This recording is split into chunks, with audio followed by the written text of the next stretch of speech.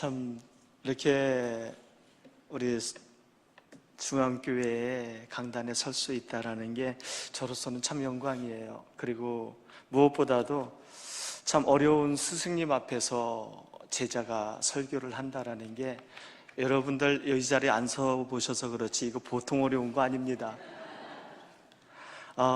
제가 이렇게 목사님 이렇게 뵙고요, 참 사람 되게 만들어 주셨어요. 정말 사람 아닌 사람. 근데 왜 그렇게 웃으시죠? 사람 아닌 사람을 사람 되게 만들어 주셨고요, 그리고 또 목회자의 길을 걸을 수 있도록 우리 목사님께서 이렇게 저의 인성을, 또한 저의 신앙의 노선을 정립할 수 있게 해주신 분이 우리 목사님이세요. 그래서 제 평생에 어디를 가든지 우리 목사님에 대한 자랑은, 또한 우리 목사님에 대한 자부심은 대단해요. 그래서 참 사람이 누구를 만나느냐, 어떻게 만나느냐, 이게 참 중요한데요, 사람 아닌 사람을 사람 되게 만들고 또 목사까지 만들어주신 우리 목사님 섬기는 여러분은 참 복되십니다. 네. 이렇게 부교육자로 이제 우리 중앙교회에서 있다가요, 목사님 지도 아래 오랜 날 동안 같이 이렇게 섬기고 배우고, 그러다 이제 서울로 가서 부교육자 생활을 이렇게 하면서도 참 감사한 부분이에요. 또 14년 전에 토론토에 가가지고 이제 목회를 이렇게 하면서, 제가 여러분들 뭐 여기서 토론토 가실 분이 계실지는 모르겠지만 제가 저희 성도님들에게 얼마나 칭찬을 많이 받는지 몰라요. 정말이에요. 우리 성도님들이요, 정말 저에 대한 그 사랑은 정말 굉장해요. 근데 이렇게 뒤돌아보면은, 이 배움이라는 게 어떤 스승을 만나느냐에 따라, 저기 우리 목사님께 이거 주문 받은 거 아니에요? 저한테 그냥 이렇게 제가 고백하고 싶은 말을 하는 거예요. 네, 그래서 너무너무 감사하고요. 그래서 우리 목사님께서 참 이렇게 양육하면서 그 신앙을, 또한 삶에 있어서 어떤 방향 제시를 굉장히 탁월하세요. 이렇게 뒤에서 이제 아까 예배당에 들어와가지고 찬양을 하면서 너무너무 잘하는 거예요. 저 청년 당시에 저희도 힘노스 찬양단 대단했거든요. 저 여러분 많이 끌려다녔어요. 군부대도 끌려다니고 기도원도 끌려다니고. 근데 와서 찬양하는 거 보더니 너무 잘해요. 정말 우리 그 찬양 단원들도 그렇고 지휘 인도하시는 분도 그렇고 저희 아들이 너무 잘한다 이렇게 막 칭찬을 하더라고요. 어쨌든 여러분들 한 교회를 이렇게 섬기면서 이렇게 주 안에서 다시 만나게 돼서 너무 감사를 드리고요. 오늘 본문의 시편 23편은 여호와는 나의 목자시니, 이 다윗은 이렇게 고백을 합니다. 여호와를 나의 목자로 삼는 삶에 무엇이 부족함이 있겠느냐, 이렇게 말하는 거예요. 여호와가 나의 목자인데, 그 전능자가 나의 목자인데 과연 내가 무엇이 부족하겠는가, 이런 겁니다. 여호와 그 하나님이 내 삶의 목자라고 믿어진다면 무슨 염려가 따로 있을 수 있느냐는 것입니다. 왜냐하면 자신이 광야에서 목동의 삶을 살아봤기에, 목자는 양을 이끄는 방법을 알기에, 그 여호와가 나의 목자 되니까 내가 과연 무엇이 부족하지? 이런 겁니다. 하나님이 지금까지 자신의 삶을 이끌어 가시는 모습을 보아왔고, 지금 당장은 힘들지만, 당장은 어렵지만 목자이신 하나님이 어떻게 이끌어 가실 것을 알기에 고백하는 고백입니다. 목사님 한 분이 다른 교회 혼신 예배 강사로 초청을 받았습니다. 목사님은 그 교회 사무실 직원과 통화를 하면서 설교 본문과 제목을 이야기했습니다. 자매님, 설교 본문은 시편 23편이고요. 말씀의 제목은 여호와는 나의 목자시니입니다. 이렇게 말입니다. 웬일인지 사무실 직원이 오해를 하였는지 목사님이 전해준 제목이 문장이 다 완성되지 않았다 이렇게 생각했기에 다시 전화로 강사 되신 목사님에게 뒷부분을 재촉을 했습니다. 강사님, 여호와는 나의 목자시니 그 다음은요, 이렇게요. 자매가 답답하다 생각했는지 목사님이 퉁명스럽게 이렇게 말을 합니다. 여호와는 나의 목자시니 그거면 됐지 뭐가 더 필요해? 당황한 이 사무실 직원이 알겠습니다 목사님, 그러면은 그때 뵙겠습니다 하고 얼른 전화를 끊었습니다. 초청을 받은 그날의 목사님이 교회에 가서 주보를 보고 적잖게 놀랐습니다. 제목은 이렇게 나와 있습니다. 여호와는 나의 목자시니 그거면 됐지 뭐가 더 필요해? 여호와는 나의 목자시니 그거면 되지 뭐가 더 필요해? 설교 제목을 바라보다가 기가 막혀서 한참을 넋을 잃고 바라보다가 목사님이 제목을 보면서 은혜를 받습니다.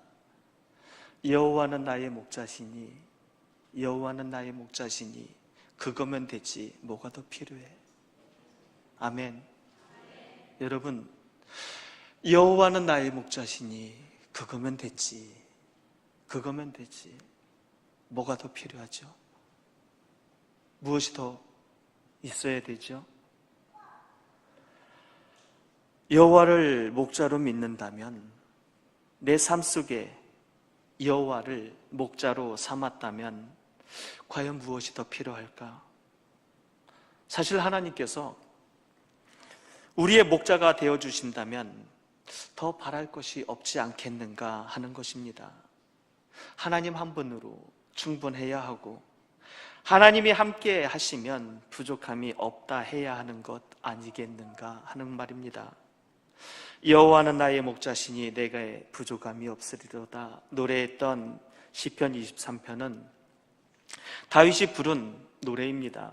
어찌 생각해보면 여호와는 나의 목자시니 이 아름다운 노랫말이 다윗의 생애에 가장 평안했을 때 지어졌던 그런 시라 생각할 수 있겠지만 이에 대해서 두 가지 견해가 있습니다.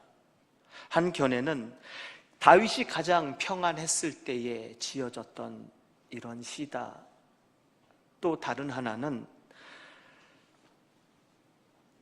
가장 어려운 때에, 가장 힘든 때에 지어졌다라는 그런 견해입니다. 저는 이 두 번째 견해로 오늘 여러분에게 말씀을 함께 나누고자 합니다. 아들 압살롬에게 배반을 당해서 예루살렘 보좌에서 밀려나면서 여호와는 나의 목자시니 내게 부족함이 없으리로다 믿음을 선포한 노래라는 것입니다. 부족함이 없어서 부족함이 없다 노래한 것 아닙니다. 모자람이 없어서 모자람이 없다 노래한 것 아닙니다. 사무엘서 15장 30절 이하의 말씀을 보게 되면 다윗이 감람산 길로 올라갈 때에 머리를 가리우고 맨발로 울며 행하고 저와 함께 가는 백성들도 각각 그 머리를 가리우고 울며 올라가니라 이렇게 사무엘은 기록을 하고 있습니다. 믿는 사람들에게 배반을 당한 채에 내일 먹을 양식도 없이 신발도 신지 못하고 머리에 수건을 뒤집어 쓰고 울면서 밀려나고 있는데 입으로는 부족함이 없다 고백하는 겁니다. 여러분, 지금 다윗의 상황은 굉장히 어렵죠. 너무너무 마음이 아프죠. 아들 압살롬에게 반역을 당해서 내일 먹을 양식 없습니다. 신발도 신지 못합니다. 눈물을 흘리며 그는 그 자리를 달아납니다. 그런데 그는 고백합니다. 여호와는 나의 목자시니, 여호와는 나의 목자시니 내가 부족함이 없으리로다. 다윗의 절박한 환경에서 부족함이 없는 신앙 고백을 담아서 고백할 수 있었던 것은 다윗은 하나님을 잘 안다라는 겁니다. 여호와 하나님을 믿었기 때문에, 그 하나님이 어떤 하나님이라는 것을 다윗은 믿었기 때문에 이래 고백을 할 수가 있는 것입니다. 성경에서 많은 하나님의 성호를 나타내는 그러한 말씀들이 있는데, 여호와 하나님이다 이렇게 강조하는 경우는 언약의 하나님을 나타낼 때에 이 단어를 씁니다. 약속의 하나님을 강조하는 그때에 이렇게 여호와는 나의 하나님 이렇게 고백을 하는 겁니다. 다윗은 예루살렘 보좌에 밀려나서 모든 것을 잃어버린 가운데에 부족함이 없다 고백할 수 있는 그 이유, 무너진 환경, 절박한 환경에서 언젠가는 하나님이 나의 목자가 되어서 그 목자가 그 양을 당신의 계획, 당신의 뜻, 이곳으로 나를 인도하겠다. 이것이 믿음이라는 것이죠. 이것을 믿었기 때문에 다윗은 이런 고백을 하는 겁니다. 나와 내 집이 무엇이간데 이런 귀한 언약을 주시나이까 하는 말씀 가운데에 그 말씀을 품고 의지하여 자신을 표현하는 것이 이 본문의 말씀입니다. 여러분 기억하십시오. 다윗이 쫓겨난 현실에서, 밀려난 상황에서 오늘 본문의 고백을 할 수 있었던 것은 결국 말씀대로 이루어진다라는 겁니다. 아멘. 결국 말씀대로 이루어진다. 환경이 문제가 아니라, 상황이 문제가 아니라, 나의 주어진 현실이 문제가 아니라 결국은 여호와께서 그 믿는 그 사람의 당신의 계획대로, 당신의 뜻대로 그곳에 너를 있게 하신다라는 겁니다.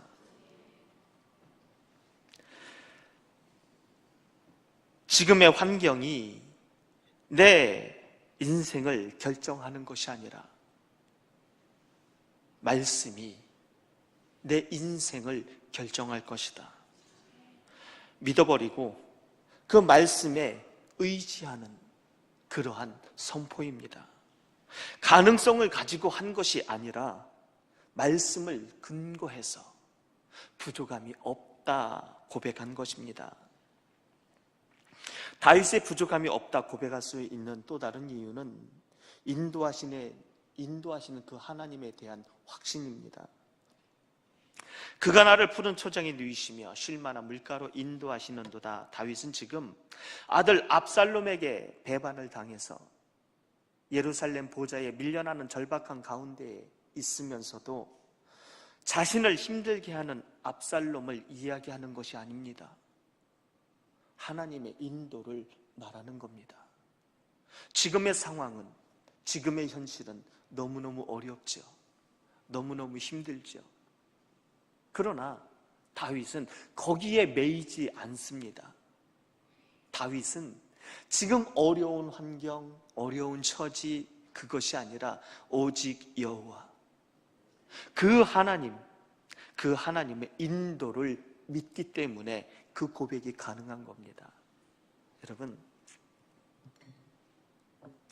이렇게 설교자가 설교를 하면서요, 참 물을 마시고 싶을 때가 이게 종종 있어요. 그런데 이 말씀을 계속 이어나가야 되는데 그거를 끊고 물을 마시는데 그 눈초리가 얼마나 부담이 되는지 몰라요.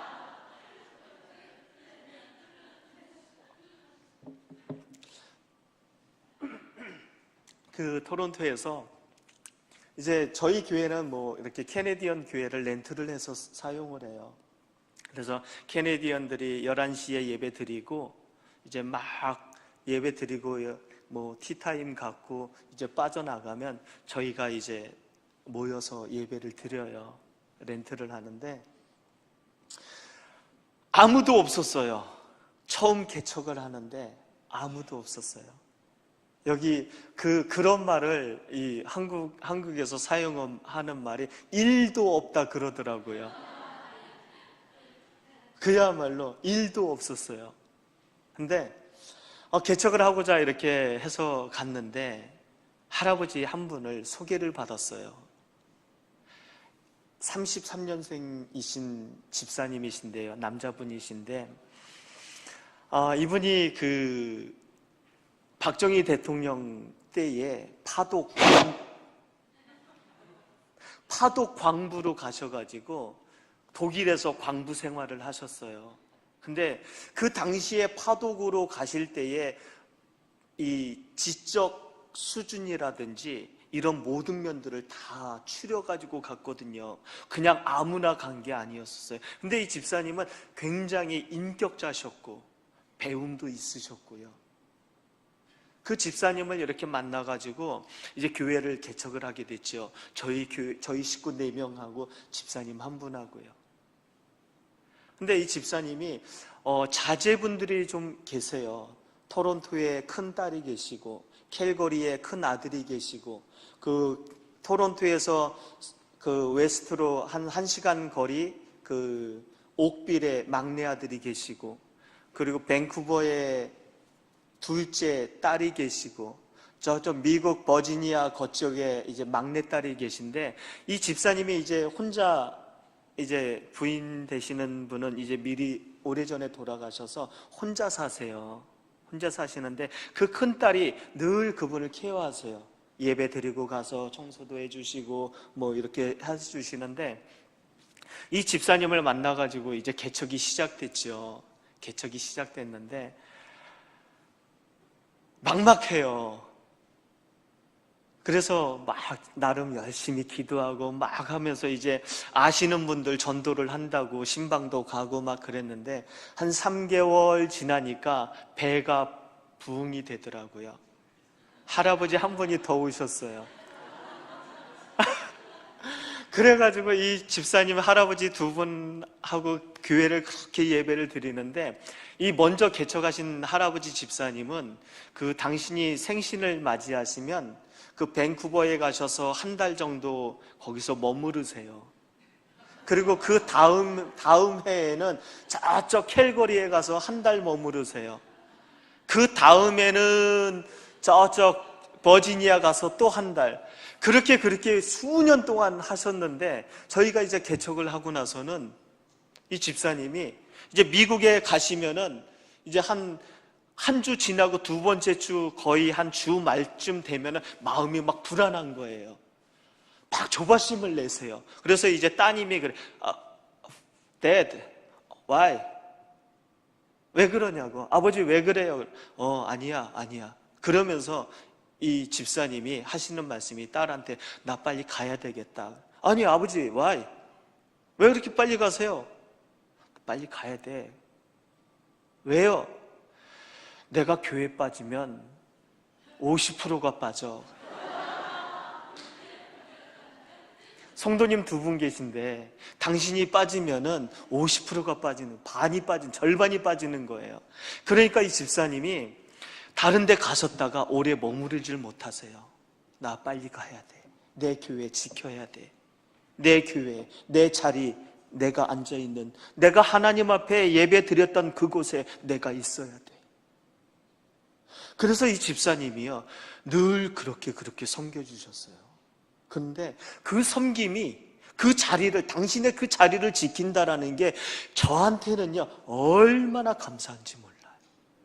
여러분, 이 목회자가 다른 교회에 가서 어떠한 분을 칭찬한다라는 게 이게 보통 일이 아니거든요. 이 시간이 지금 굉장히 중요한 시간이에요. 생명의 양식을 전하고 영의 말씀을 전해야 될 그 시간에 그 한 분의 간증 그거를 전한다라는 게 이게 보통 일이 아닌데 저는 그거를 해야 돼요. 왜요?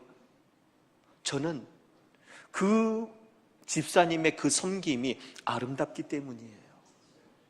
여러분들, 여러분들이 항상 성도님들은요, 그래서 양인 것 같아요. 그래서 양은 멀리 못 보고 항상 그 앞에만 본다고 그러잖아요. 근데 성도님들은요, 항상 앉는 그 자리에 앉으세요.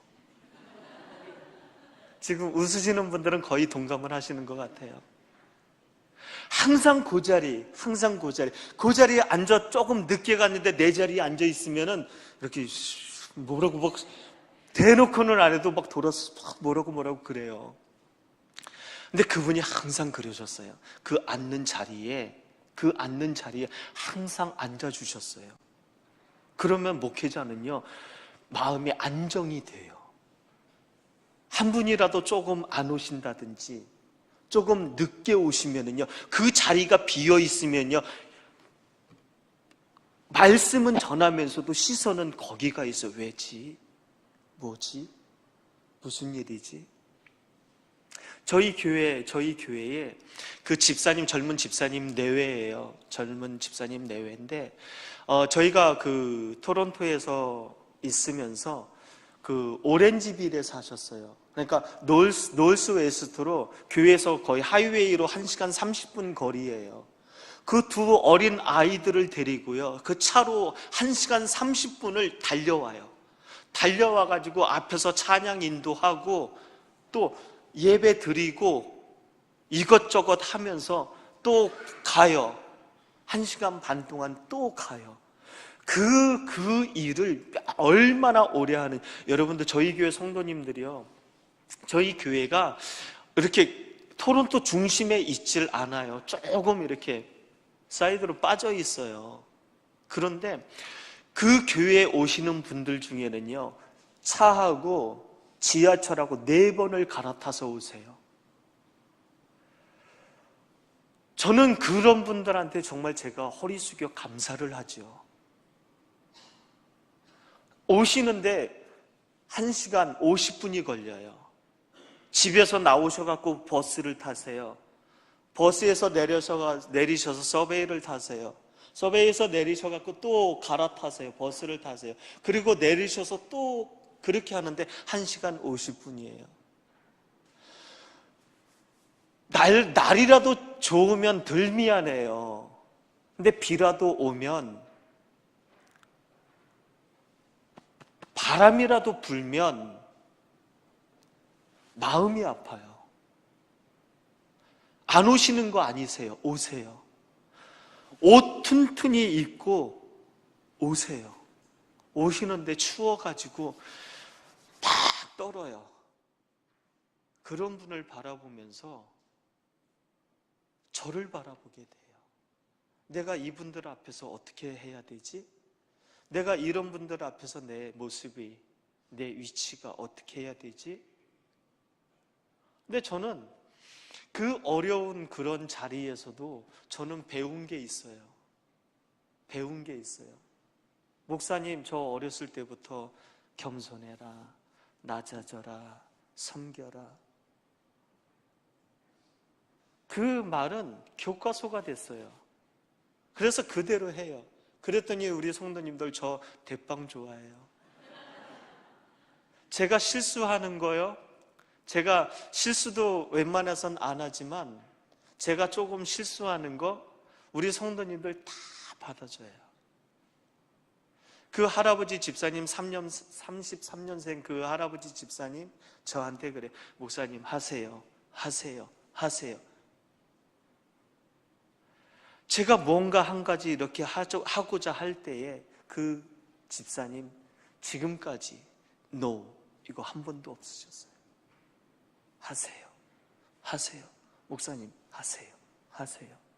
그러니까 이 새 가슴이 더 못해요. 괜히 했다가 책 잡힐까 봐 더 신중하게 되고 더 기도하게 되고. 그래서 그런 분들을 만나는 게 참 복이죠. 그런 모습을 바라보면서 여러분이 복 받으셨듯이 우리 목사님 또한 복 많이 받으셨다. 아멘. 예, 여러분, 오늘 이 시인의 절박함 가운데에 외쳐지는 또 다른 고백을 듣게 됩니다. 그게 뭐냐면, 내 영혼을 소생시키시고 자기 이름을 위하여 의의 길로 인도하시는도다. 이거예요.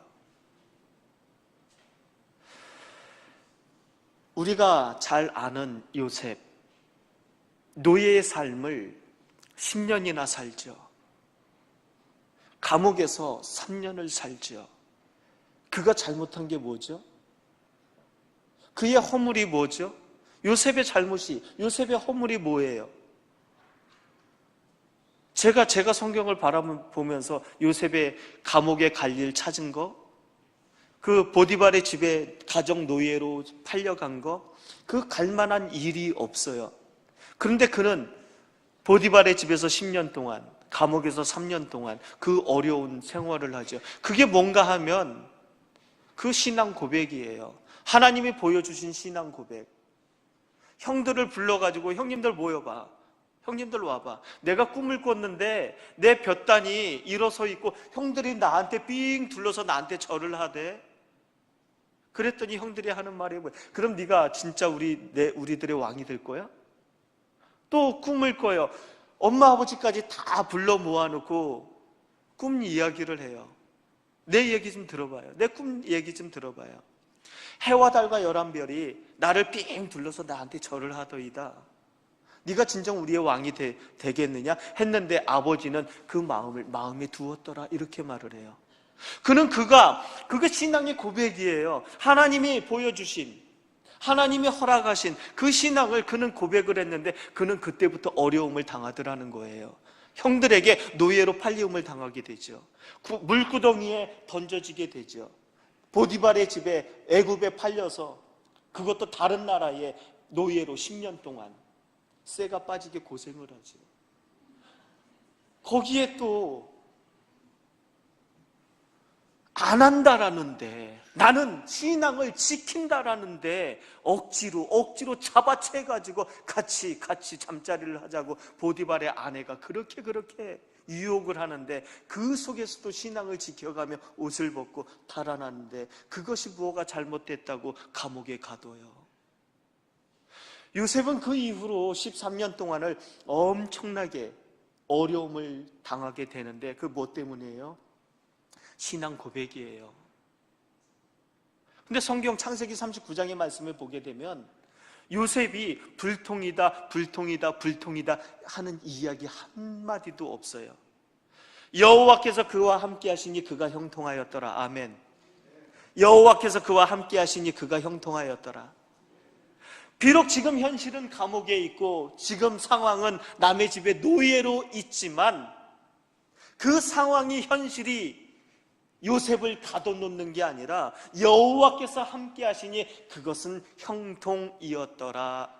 성경은 말하고 있는 거예요.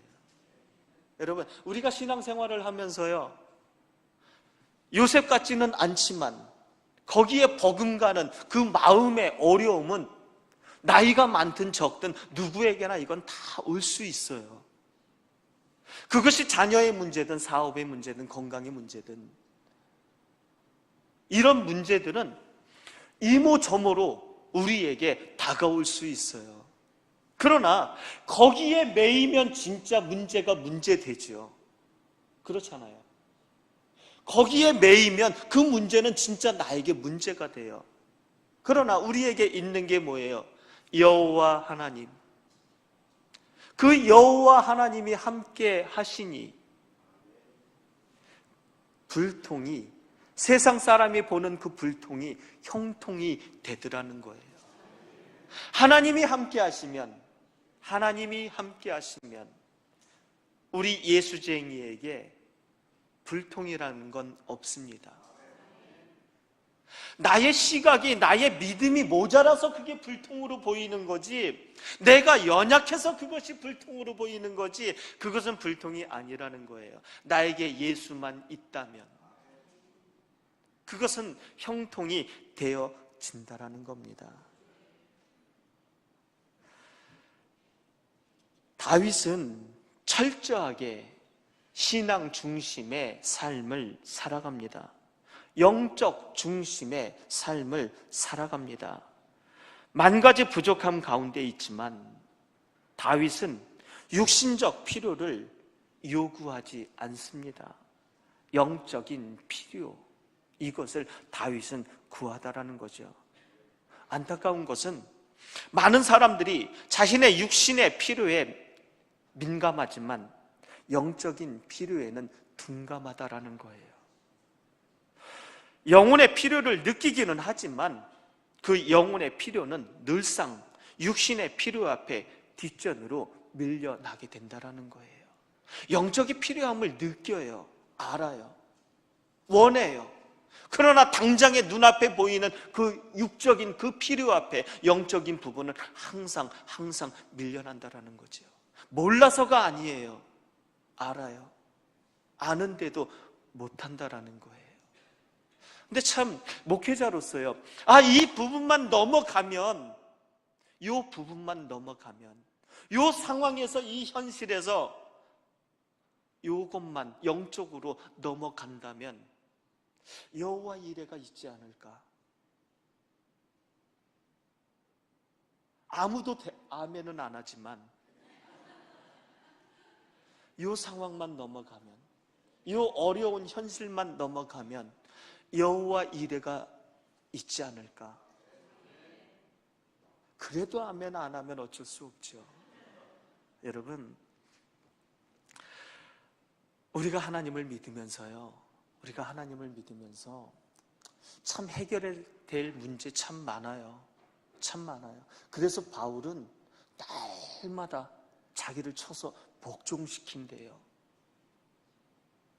어떤 분이 미국에 가서 차를 어려운 중에 이야기하자면 너무 기니까 그냥 딱 잘라가지고 차를 얻어 타게 됐대요. 그래서 얻어 타는데 흑인 할아버지가 뒷자리에 차를 태워가지고 가면서 물었대요. Are you Christian? Yes. Are you Christian? Yes. Are you real Christian? Yes. 여러분, 크리스천은 많죠. 너 진짜 예수쟁이야? 너 진짜 예수쟁이야? 예수쟁이는 예수 때문에 무엇을 얻었네, 무엇을 소유했네, 무엇을 가졌네, 이것 물론 좋지만 예수 때문에 내가 무엇을 손해를 보았는가? 내가 예수 때문에 무엇을 내려놓았는가? 예수 때문에 내가 무엇을 손해를 보고 무엇을 내려놓았는가? 이것이 진정 성숙한 리얼 크리스천이 아닌가 싶습니다.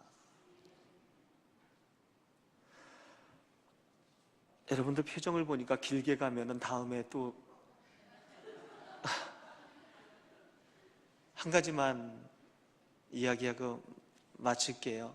저희 교회에서도요, 설교 길다고 집에서 이야기하지 또 많이 이야기하는데요. 오늘 이렇게 집에서 이제 교회를 오는데 저희 아들이 그래요. 아빠, 설교. 거기까지만 하면 벌써 이게 무슨 얘기인지 다 알아요. 아빠, 설교. 어떤 젊은 집사님이 월세를 살면서요, 월세를 못 내가지고 그 집 주인에게 그렇게 어려움을 당했대요. 볼 때마다 월세 언제 줘? 알았어요, 빨리 드릴게요. 이렇게 많은 날 많은 시간 볼 때마다 그런 이야기를 하니까 이 젊은 세댁 집사님이 하나님 왜요?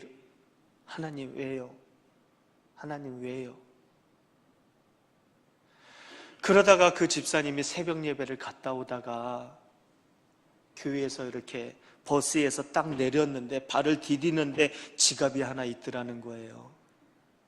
그래서 지갑을 딱 열어봤더니 38만 원 월세값 딱 있더래요. 그래서 이 젊은 세댁 집사님이 그 지갑을 들고 고민을 하죠. 이것을 내면 집 주인한테 그런 시달림을 안 받을 텐데, 또 신앙 양심이 있어가지고 고민을 하면서 그것을 들고 경찰서를 갔대요. 주웠어요. 주인 찾아주세요. 그리고 돌아 나오면서 울면서 하나님한테 그랬대요. 하나님, 시험하지 마요. 하나님, 시험하지 마요. 그 믿음을 지키느냐고. 당장의 어려움, 그것 때문에 신앙 잃지 않겠다라는 거죠. 여러분, 우리가 신앙생활을 하면서요, 이러한 비슷한 경우 많이 있어요. 예수라면 어떻게 할 것인가? 예수라면 어떻게 할 것인가? 어떠한 상황에, 어떠한 문제에 봉착되어 있을 때 예수라면 어떻게 할 것인가? 이 물음이 여러분의 물음이 되기를 원하고요. 다윗은 지금 너무도 힘들고 어려운 상황이지만 그 어려운 상황에 묻혀 있는 것이 아니라 여호와께서 나를 푸른 초장으로 인도하실 것을 믿고 쉴 만한 물가로 인도하실 걸 믿고, 당장은 어렵지만, 당장은 힘들지만 나아가더라는 겁니다. 이 다윗의 믿음이, 이 다윗의 고백이 우리 모두에게 있어지시기를 주의 이름으로 축복합니다. 기도하겠습니다.